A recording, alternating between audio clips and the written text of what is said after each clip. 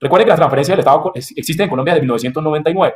Familias en Acción, Jóvenes en Acción, Colombia Mayor, eh, devolución del IVA incluso, que había nacido un par de semanas antes de ingreso solidario. Ese tipo de transferencias ya existían. Pero el presidente de la República nos decía al Ministerio de Hacienda, a mí, vea, está muy bien lo de la devolución del IVA, está muy bien lo de familias en acción, pero seamos más agresivos. ¿Por qué? Porque hay hogares que normalmente están por encima de la línea de pobreza, por ejemplo, vendedores del sector informal, y que el hecho de que vivan en el sector informal no quiere decir que sean, o del sector informal no quiere decir que sean pobres.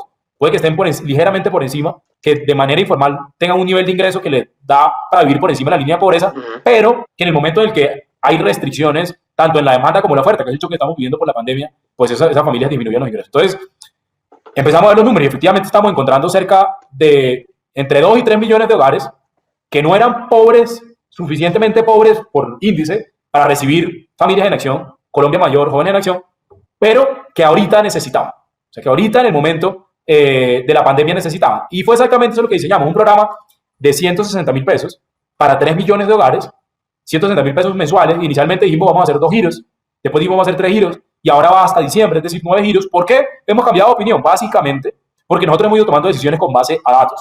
Nosotros no hemos querido tomar decisiones ni porque el corazón nos palpita o porque hoy amanecimos de un genio o del otro. No, nosotros queremos tomar dentro de un mundo de incertidumbre, que es una pandemia, de incertidumbre muy alta, queríamos tomar las decisiones lo más guiado posible por los datos. Entonces, a medida que fuimos teniendo más información del COVID y de los impactos a nivel de ingresos y a nivel empresarial, pues efectivamente, y la actividad económica, pues fuimos tomando decisiones alrededor de ingresos solidarios.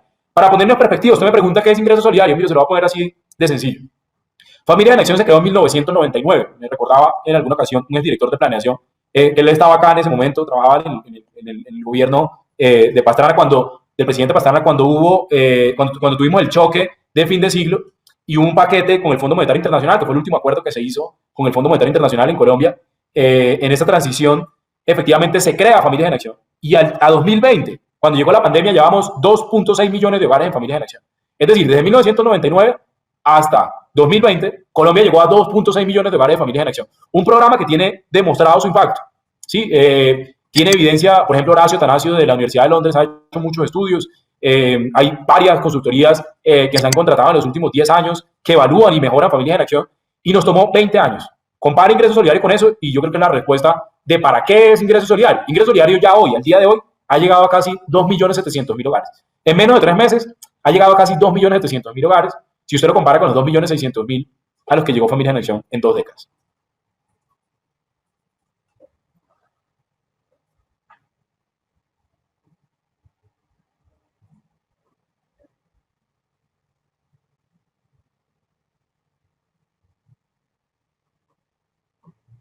De pesos. ¿Cuánto está recibiendo cada familia que está inscrita o que recibió ese beneficio? ¿Cuánto ha recibido y cuánto va a recibir en lo que falta de este periodo? Yo le decía que llevamos 2.700.000 hogares. Estamos hablando de ingresos solidarios, ¿cierto? Sí. 2.700.000 hogares ya han recibido al menos un giro. ¿Sí? Es decir, han recibido 160.000. 2.500.000 han recibido, de esos 2.700.000, un subgrupo de 2.500.000 han recibido 2 giros. Y de esos 2.700.000, 2.270.000 han recibido 3 giros, es decir, 480.000 pesos. ¿Cuánto nos queda? Los 3 millones de hogares que salieron beneficiar, de los cuales no hemos llegado todavía a todos, hemos llegado a 2.700.000, al menos con un giro. Todos esos 3 millones de hogares recibirán 9 giros, de los cuales gran parte de ellos ya han recibido 1, 2 o 3, y nos quedan básicamente julio, agosto, septiembre, octubre, noviembre y diciembre, 6 giros de 160.000 pesos. En resumen, estamos hablando de cerca de 1.500.000 pesos, más o menos, 1.440.000 exactamente, si uno multiplica los 160 por 9, estamos hablando de cerca de 1.5 millones a esos hogares, 3 millones de hogares, de los cuales recibirán un flujo. Le voy a poner un ejemplo. Es posible que tengamos cerca de 300.000 hogares que no han recibido ningún giro hasta el día de hoy. Cuando lleguemos la primera vez, porque la razón por la que no llegamos es porque cambiaron de lugar de residencia, porque cambiaron el número de celular, porque se les perdió la cédula, o porque tienen un problema en la cédula, que su apellido aparece de una forma en el CISBEN y de otro en la cédula, y entonces hay que verificar información y cosas por el estilo. Si por alguna razón esos 300.000 hogares no han recibido hoy, de todas maneras ellos recibirán los 9 giros en el momento en que los encontremos y que empecemos a girar. Entonces, en resumen, los que ya recibieron giros lo están haciendo hasta junio y tienen pendiente 6 giros más de aquí a diciembre. ¿En qué monto para cada familia, director? Y me pregunta alguien aquí por interno, ¿cómo se calculó esa cifra de los 160.000 pesos por familia?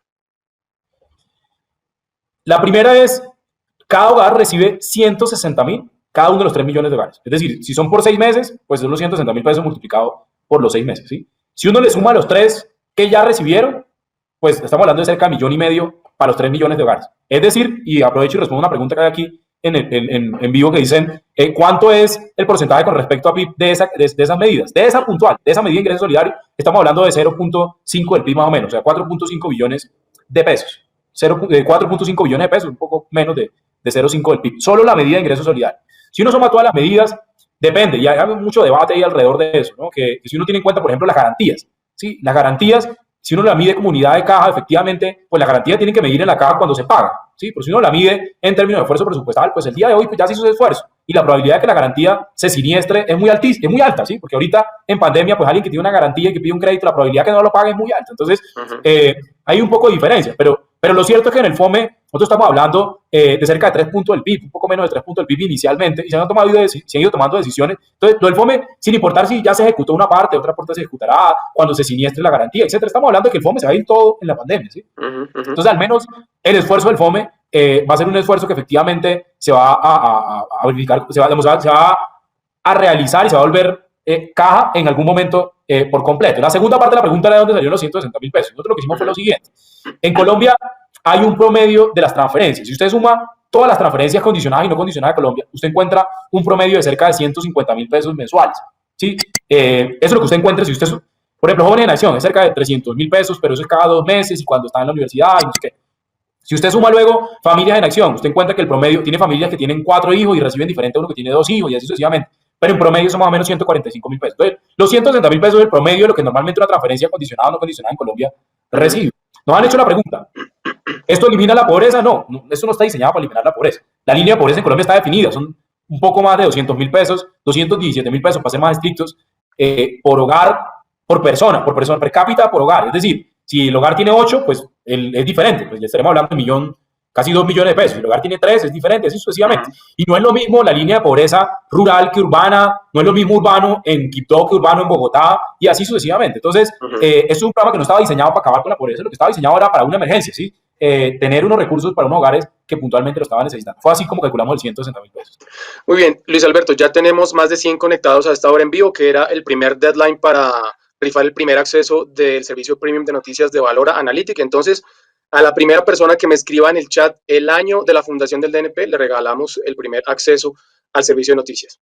Bueno, Luis Alberto, continuemos. Entonces, voy a retomar algunas preguntas que están aquí en el chat para ir hablando sobre el tema de ingreso solidario. Y retomo una pregunta que hace María Juliana Bernal y también una pregunta que me hizo por interno Camilo Hurtado.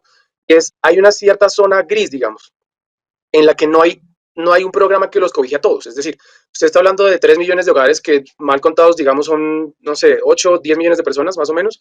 Pero hay una zona gris a la que la población no les llegó el giro. No está incluido ni en el SISBEN porque no está en estratos más bajos, o no está en ingreso solidario porque no tiene las características. ¿Qué pasa con esa gente que está en esa zona gris? Sí, yo creo que es muy importante ponerlo como en perspectiva, ¿no? Colombia tenía, yo lo decía, tomó 20 años llegar a 2,6 millones de hogares de familias en elección. 5 gobiernos, ¿no? 20 años. Cerca de 10 años para llegar a 1,7 millones de hogares de Colombia mayor. Hay 260.000 en jóvenes en acción. O sea, si uno suma eso, está hablando de más o menos, sacando los que se repiten en un hogar, porque puede que un hogar tenga jóvenes en acción y familias en acción, o que tenga Colombia mayor y jóvenes en acción, o algo por el estilo, ¿sí? Pero si uno hiciera una exclusión, es decir, no vamos a decir que estamos llegando a sumando 2,6 más 1,7 más, no. Hagamos exclusión de los que se repiten en un hogar. Uno está hablando bajito, de 3,5 millones de hogares que antes de la pandemia recibían una transferencia. Bajito, ¿sí? Con un margen de error incluso muy conservador. O sea, diciendo, mire, voy a excluir a todo el que incluso un primo recibe jóvenes en acción porque de pronto el primo termina viviendo con el abuelo. Entonces, siendo súper estricto, uno está hablando más o menos 3,5 millones de hogares. Si uno le suma a eso, los 3 millones de hogares de ingreso solidario, estamos hablando de 6,5 millones de hogares.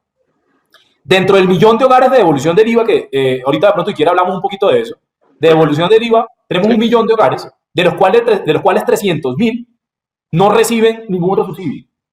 Los de Colombia Mayor. Es decir, los 300.000 que reciben devolución del IVA, que estaban en Colombia Mayor, estaban en la lista de espera de Colombia Mayor. Es decir, no estaban recibiendo Colombia Mayor, estaban en la lista de espera. Entonces, mal contado, estamos acercándonos a los 7 millones de hogares. ¿Sí? Siendo, póngale 6.5, 6.8, para ser muy estricto. 6 por 3.7, que es exactamente el número de personas por hogar que tiene el censo en Colombia.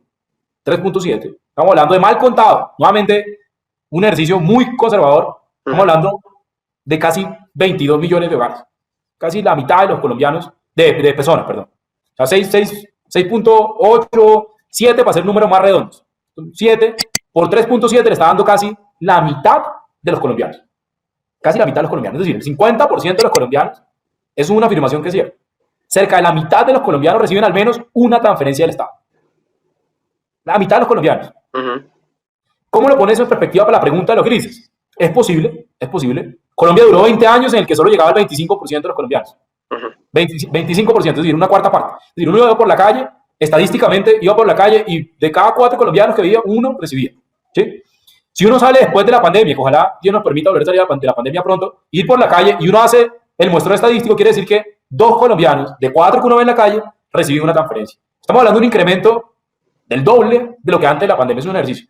Que sí es posible que todavía tengamos colombianos que necesiten una transferencia, sin lugar a dudas. Sin lugar a dudas. Es posible que subiendo un poquito el puntaje del CISBEN, es decir, del punto de corte, todavía hay algunos hogares que necesitan ingresos solidarios. Sí. Yo no comparto con algunos analistas que dicen que tenemos que ir a los 50 millones de colombianos. Sí, yo personalmente no lo comparto y creo que hay muchos colegas por fuera del gobierno que estarían de acuerdo conmigo. ¿Sí? Yo personalmente no necesito una transferencia del Estado. ¿Sí? Un congresista no necesita una transferencia del Estado, un banquero no necesita una transferencia del Estado. Pues, sí. Tienen un sueldo o tienen activos o cosas por el estilo. Llegar a 50 millones de colombianos, a 50% de los 50 millones de colombianos creo que ya es un logro de sociedad. Es posible que nos quede, no sé, póngale 10% más, 20% más siendo exagerados. Es mucha gente, pero es mucho menos que lo que ya llevamos. Yo creo que eso es importante. En la discusión de la zona gris, mire, está la discusión de Twitter, ¿sí? Que es, no, pero a mí no me llega, yo necesito. Sí, eso puede que sean 10 casos, o 100, o 1000, o de pronto 100.000 casos, ¿sí? Pero eso comparado con los 7 millones que ya reciben, en realidad sí, termina siendo algo pequeño. Ahora, para ser completamente franco, y es uno de los temas que usted me planteó para hablar hoy, Rodrigo, y era el de registro social, y es, mire, gran parte de la tarea que hemos hecho y de las cosas positivas que nos va a dar la pandemia es haber tenido una discusión de las bases de datos en Colombia. Que en Colombia se había discutido mucho sobre el CISBEN y cosas por el estilo, pero no se había resuelto por completo. Después de la pandemia, con el registro social, vamos a poder tener una base de datos que nos va a permitir con mayor certeza llegar a esa zona gris de la que usted habla. De pronto, hoy no, yo estoy seguro que no hay alguien que pueda decir, mire, yo sé dónde están los 100.000 o 200.000 colombianos que necesitan una transferencia y que no les ha llegado, o son 224.000 o son 112.000. Eso no era posible antes. Y yo creo que hoy, con la base de datos que nos va a quedar de ingresos solidarios y el ejercicio que estamos haciendo de registro social, va a ser más factible. Director, bueno, vamos a tomar un momento para anunciar quién es el ganador del primer acceso full a Valora Analytic. En mi registro y tomando pantallazo es Brian Fonseca. Entonces, Brian, por favor, mándenos un correo al correo info@grupovalora.com.co y ahí le estaremos enviando todas las instrucciones. Bueno, avancemos, director. Pero mire la cosa tan divertida, Rodrigo. Brian Fonseca además dice, el 14 de julio entro a hacer pasantías en el DNP. Ahí aprovecho y le cuento. Sí, en el DNP estamos haciendo... Las pasantías del DNP fueron muy famosas. Me contaba en alguna ocasión el exdirector Miguel Urrutia. Decía, mire, gran parte de los técnicos de los últimos 30 años fueron primero pasantes del DNP, del Banco de la República y del Ministerio de Hacienda.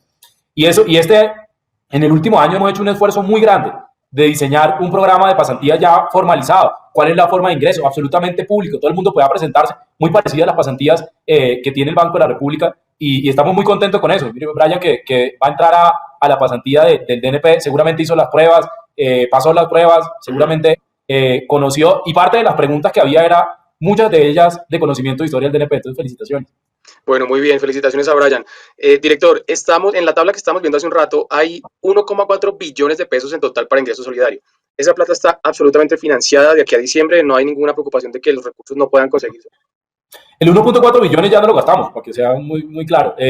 Los 1,4 billones era los giros de los 3 primeros meses, es decir, de abril, mayo, junio, y eso ya los terminamos. Es decir, queda un poquito de los 300.000 hogares que no hemos llegado pero gran parte de ese 1.4 ya está ejecutado. El programa de ingreso solidario vale 4.5 billones de pesos, le decía casi medio punto del PIB, y esos recursos están ya confirmados en el FOME, están apartados, y el programa, como lo anunció el presidente hace un par de semanas, está definido para que llegue hasta diciembre del 2020.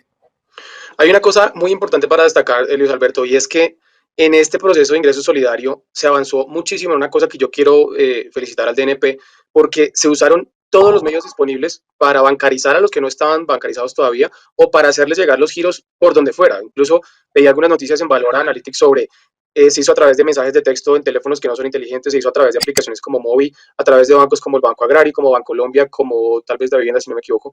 Esa es una cosa importante. ¿Usted tiene medido cuánto subió la bancarización en ese segmento particular de ciudadanos? No tenemos confirmado el dato todavía. Ese dato sale en el informe de Banca de las Oportunidades de corte de semestre, que estará posible seguramente, hablaba con el director de Banca de Oportunidades a finales de agosto, principios de septiembre. Pero uno puede hacer unos números muy sencillos, y es, de los 3 millones, solo máximo 1,5 tenía una cuenta bancaria, máximo 1,5. O sea que estamos hablando en el que mínimo vamos a tener 1 millón de nuevos bancarizados, de personas que no tenían un producto financiero, es decir, que no tenían una cuenta bancaria ni digital, ni de ningún tipo, ni de bajo valor, ni de bajo monto, de ningún tipo. Y eso, yo quiero resaltar aquí el trabajo de los colegas del gobierno, porque eso no ha sido un trabajo solo del DNP. Hicimos una mesa, la URF, el Ministerio de Hacienda, Banca de Oportunidades, DPS, el DNP, usted lo decía, llegar de la forma que fuera. Lo importante era que la gente que lo necesitaba, que estaba focalizada por nosotros, recibiera los recursos. Y ahí nos tocó innovar de una manera muy gigante. Y voy a ponerse en perspectiva. Miren, en el 2019 hubo cerca de 1,5 millones de nuevos bancarizados, es decir, personas que abrieron un producto financiero, poco más de 1,5 millones. En el año 2019 completo, ¿sí? El último informe de Banca de Oportunidades. Y aquí en un mes, 2 meses, con ingreso solidario, el número va a estar como en 1 millón. Es decir, en un par de semanas o meses máximo, hicimos casi lo mismo que se hace históricamente en Colombia en un año. Eso yo creo que nos va a dejar efectivamente un avance muy profundo en inclusión financiera, sobre todo en usos de ese tipo de productos que son diseñados para la base de la pirámide, productos que, como usted señala, no necesitan internet, que no necesitan un teléfono inteligente, que, como dicen en mi tierra, la flecha, el celular más sencillo, que simplemente recibe un mensaje de texto. Sí. Ese tipo de teléfonos pueden abrir cuentas bancarias, puntualmente transferencias de pago y de cuentas digitales, y esos son el tipo de productos que hemos usado. Yo creo que eso fue uno de los efectos positivos que va a quedar. A ser muy franco, fue algo no estimado. Nosotros simplemente teníamos el objetivo de política, pensando a la Timberger, el objetivo de política era llevarle recursos a los hogares que los necesitaban, ¿sí? Y pusimos todos los instrumentos de política para llegarle. Pero algo que hemos encontrado con el paso del tiempo es que efectivamente hemos tenido otros efectos, externalidades positivas, por así decirlo, de ese objetivo de política, y uno de ellos será definitivamente el de inclusión financiera y bancarización. Ya nos lo decía la OCDE. La OCDE fue la primera que levantó el tema. Cuando nosotros le presentamos a la OCDE, puntualmente a la oficina del Departamento de Economía, le presentamos tanto devolución del IVA como ingreso solidario, porque querían conocerlo. Cuando estaba justo la aprobación, y el último paso, que fue hace un par de meses, fue cuando llegó la pandemia y todo esto. Efectivamente, la OCDE nos pidió que le mostráramos el modelo que estamos pensando para atender la pandemia, y dijeron, mire, ojalá lo puedan hacer, pero si lo van a hacer van a tener un efecto que ustedes no tienen calculado ahí, y es de inclusión financiera, y eso es muy positivo, y eso es lo que estamos viendo. Director, quiero cerrar el tema de ingreso solidario porque quiero avanzar en otros temas. Sin embargo, veo varias preguntas que están más o menos relacionadas. Por ejemplo, una de Yuri Ramírez, una de Juliana Bernal, una de, bueno, se me escapan otras, pero digamos que en contexto las preguntas van hacia cómo verifico yo que puedo estar beneficiado por el ingreso solidario, el programa de ingreso solidario, y además recibo algunas quejas o comentarios de que recibieron el primer giro, pero no recibieron ni el segundo ni el tercero. ¿Qué hacen? ¿A dónde van? ¿Con quién se comunican para resolver ese tema? Miren, tenemos una página web, ingresosolidario.dnp.gov.co, que estaba activa hasta hace un par de días y seguirá activa. Pero recuerde que en el decreto 812 nosotros estamos intentando organizar todos los subsidios y transferencias, y por eso transferimos al DPS todas las transferencias, no solo estas que diseñamos por la pandemia, sino, por ejemplo, Colombia Mayor también. ¿Para qué? Para homogeneizar las buenas prácticas, para tener escalabilidad en los costos, porque también tienen diferencias entre cuánto vale la transferencia de un programa o del otro y cosas por el estilo. Pero también para poder coordinar todo mejor. Entonces, ingresosolidario.dps.gov.co es la nueva página web, todavía está activa la nuestra, pero ahí se puede verificar. Si uno mete el número de cédula de uno puede verificar si uno hace parte de esos 3 millones de hogares. Es posible que haya hogares que no hayan recibido. Yo le decía, y con esto cierro ese tema, y es cerca de 2.700.000 de los 3 millones, es decir, todavía hay 300.000 que no hemos llegado, Pero de los 3 millones, 2.7, estamos hablando de 85%, poco más de 85% de la meta, ya ha recibido al menos una transferencia. 2 millones y medio han recibido 2 transferencias. Y 2 millones 200 han recibido 3 transferencias. Es decir, tenemos 300.000 que ha sido difícil identificarlo y localizarlos. Y yo te lo voy a poner muy franco. Mira, yo recibí en mis cuentas personales, yo no soy tan activo en redes sociales, pero pues porque no solo porque no queda tiempo, sino porque en realidad no soy tan tecnológico como la gente pensaría por mi edad. Pero recibo mensajes, mire, Luis Alberto, yo cambié de número de celular, por favor cambie el número de celular en la base de datos. Mire, yo no puedo hacer eso así yo quisiera. ¿Por qué? Y a mí me lo explicaban los abogados. Me decían, mire, hay en Colombia riesgo de suplantación. Si por alguna razón hay alguien que me manda un número de celular suplantando a otro, imagínense en el lío que se mete uno como funcionario si yo termino cambiando una base de datos. A mí me toca, desafortunadamente, aunque el mensaje de Instagram o de Facebook o de Twitter tenga la información verídica, a mí me toca tener un procedimiento, un protocolo de verificación de identidad. Entonces, esos 300.000 que no han recibido, ninguno, vamos a llegar. Sí, nos ha tomado un poco más de tiempo, pero vamos a llegar. Luego, tenemos cerca de 500.000 que no han recibido ni el segundo ni el tercero. Y tenemos cerca de 200.000 que no han recibido el tercer giro. Entonces, ahí vamos a estar trabajando y vamos a continuar. Que estén atentos pues, a los canales por los que recibieron los primeros. Por donde recibí el primero, miren, nos pasó, Rodrigo, una cosa que es inverosímil, pero que nos pasa. Nos pasó unos beneficiarios que recibieron por DaviPlata o por Móvil el primer giro. ¿Y saben qué hicieron? Cerraron el canal. O sea, recibieron el primer giro por ahí y una vez lo cerraron. Entonces, no son muchos los casos, pero hay casos de eso. Entonces, toca nuevamente que abra, que verifiquemos que son ellos. O puede pasar que recibieron el primer giro y que cambió de celular entre el primer giro y el tercero. Entonces, como cambió de celular, nosotros tenemos que tener verificación. Entonces, mientras hacemos esas verificaciones, sabemos que en momentos de pandemia no podemos pedir paciencia y no lo hemos hecho. Jamás lo hemos hecho. Yo, personalmente, a mí, mire, el equipo técnico me decía, no, director, pida paciencia en el programa del presidente, que ya vamos a llegar, que confíen, que tal. Yo le decía, no podemos pedir paciencia. En una situación de pandemia no podemos pedir paciencia. Lo que sí pedimos es entendimiento, ¿sí? Entendimiento en el que, y por eso lo explicamos, estamos haciendo muchas validaciones, muchas verificaciones con cada uno de los beneficiarios para que podamos llegar. Pero cada uno de los 3 millones de hogares van a recibir sus 9 giros. Ese es el compromiso que tenemos los recursos y haremos lo que tengamos que hacer. Ya hemos hecho de todo. Y un reconocimiento ahí a las 21 entidades financieras que han sido muy abiertas con nosotros, a ayudarnos a buscar todos los mecanismos. Todas las 21 entidades han puesto su parte. A los 9 operadores móviles, mira, Rodrigo, han enviado mensajes de textos, infinitos mensajes de textos.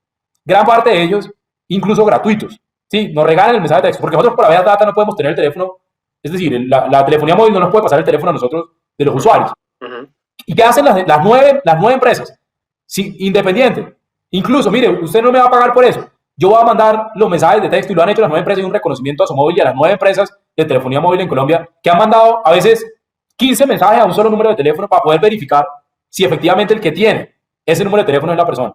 Y ahí hemos avanzado y seguimos trabajando pues para llevarlo. El mensaje es de entendimiento que seguimos en esa y que vamos a llegar. Director, pero para concluir este tema, repítanos la página web en donde las personas pueden consultar y me inscriben por interno nuevamente. Si quiero actualizar mis datos, ¿qué hago? ingresosolidario.dnp.gov.co y también ingresosolidario.dps.gov.co. En ambas páginas está la misma página, es un espejo de la una de la otra. Y básicamente en esta página los usuarios también pueden dejar la actualización de datos, porque hay algunos, y eso salió, miren, el aprendizaje, y esto es mucho aprendizaje. Yo recibí tantos mensajes de personas que me decían, mire, cambié de número de celular, por favor, meta este número de celular, que nos tocó abrir la posibilidad de que dejaran el número de celular, y con ese nuevo número de celular nosotros intentamos verificar la identidad. Entonces, ahí está. Nosotros diseñamos incluso un call center.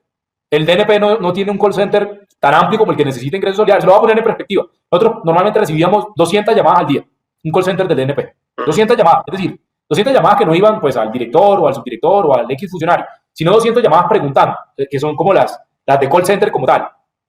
Un momento de Ingresos Solidarios que recibimos 27.000 llamadas en un día. Wow.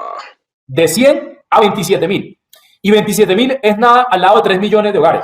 Entonces, imagínense, recibíamos 27.000, que son 27.000 llamadas más que las que antes recibíamos, porque recibíamos 100. ¿Sí? Un montonón de llamadas más, o sea, desbordó el call center del DNP. Y construir un DNP, un call center 27.000 veces más grandes, de un momento a otro, se imaginan que no es tan sencillo. Eso requiere un trabajo operativo de contratarlo, de prepararlo, de enseñarle qué era ingreso solidario, cuáles eran las indicaciones que tenían que darse, porque recibimos muchas quejas de eso y las entendemos. Nosotros no recibimos todos los comentarios porque sabemos que es nuestra función, nosotros nos pagan los ciudadanos a través de sus impuestos pues para trabajar. Mucho, sí, trabajamos mucho, pero lo hacemos con todo el gusto, todos los funcionarios del gobierno lo hacen, pero también un poquito de entendimiento en eso. Saltamos de una manera abrupta y pues bueno, seguimos trabajando para poder llegarle a cada uno de esos colombianos que sabemos que lo necesitan y hacemos todo lo posible por llegar lo más rápido que podamos. Director, ¿cuál es el call center para que la gente pueda llamar? Yo no tengo el número en la cabeza, pero el call center se encuentra en ambas páginas web, ingresosolidario.dnp.gov.co e ingresosolidario.dps.gov.co. Al final de la página están los números del call center, que son números gratuitos, 018.000 y cosas de ese estilo. Y pues bueno, ahí estamos atentos a recibirlo. Mira, aquí lo tengo, ya me lo pasan. La línea de Bogotá es 595-4410, 595-4410 en Bogotá, y por fuera de Bogotá es 018.095-1100, 018.095-1100. Listo, director. Última pregunta sobre ingreso solidario. ¿El programa va hasta diciembre y se extiende a 2021 o en diciembre para y ahí llegamos? Estamos ahora, hasta el momento, en esta decisión hasta el diciembre del 2020. Yo reitero algo que el presidente ha sido muy insistente y es, nosotros hemos tomado todas las decisiones, hemos intentado, en medio de la incertidumbre, tomar todas las decisiones con base a datos, en salud pública, en economía y en temas sociales. Cada vez que tenemos información, cuando sale el mercado laboral, cuando sale la encuesta de calidad de vida, cuando sale la confianza del consumidor, cuando sale el número de contagiados, desafortunadamente también los números de fallecidos, cada uno de esos datos nos da a nosotros insumos para poder ir tomando decisiones. Si por alguna razón ingreso solidario se necesita, pues vamos a hacer todos los esfuerzos para que exista. ¿Sí? Pero lo importante es que hasta el momento, hasta diciembre del 2020, es una certidumbre de que hogares, gran parte de ellos que se les disminuyó su ingreso a cero, pues pueden tener al menos para tener lo más mínimo en alimentación o pagar sus servicios públicos, cosas por el estilo, de aquí a que acabe el año. Bueno, veo varios comentarios, director, sobre que el número a veces no lo atienden. Me imagino que es por el alto flujo de llamadas, pero bueno, ahí está disponible la información también en la página web. Vamos a rifar el segundo acceso a Valora Analytics. Seguimos con 100 conectados a este live. Una buena audiencia, director, muy bien, lo felicito a usted también. La segunda pregunta para ganarse la suscripción durante 3 meses al servicio premium de noticias es: ¿cuánto costó en total el programa de ingreso solidario? ¿Cuánto costó en total el programa de ingreso solidario? Que me lo escriba primero en el chat de este live, se gana el servicio de noticias premium.